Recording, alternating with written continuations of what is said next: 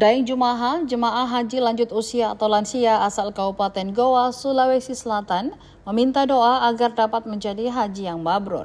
Jemaah pria berusia 86 tahun ini termasuk jemaah tertua kloter 5 embarkasi Makassar. Setibanya di asrama haji pada Sabtu 3 Mei 2025 sore, Daeng Jumaha langsung dijemput oleh petugas khusus pendamping lansia.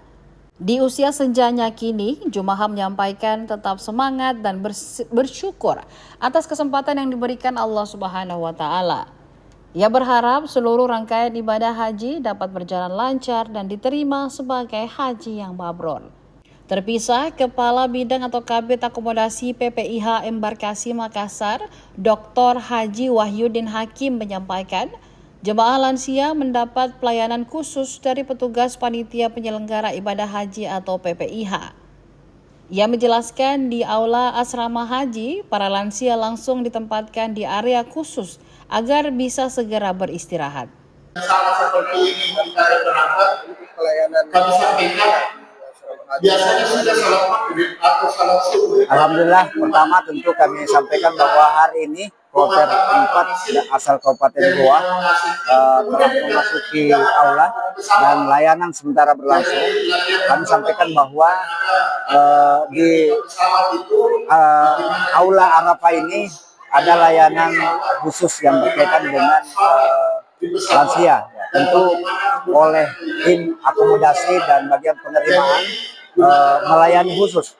Layanan khusus ini terkait dengan bagaimana pembagian living cost-nya, pembagian akomodasinya, pembagian gelannya, sampai pembagian paspor itu dilayani khusus di tempat lansia. Dan bahkan layanan akomodasi kita layani khusus sampai mulai dari kedatangannya sampai dibawa kembali ke kamar. Alhamdulillah, evaluasi kita untuk 3 kloter, semua layanan ini lancar dan tentu ke depan kita berharap lebih baik lagi. Untuk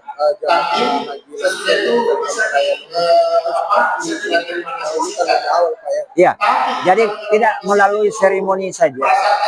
Layanannya itu langsung ketika jamaah lansia dijemput ya dengan panitia tentunya itu dilayani khusus langsung, baik kesehatannya, akomodasinya, paspornya itu dilayani khusus.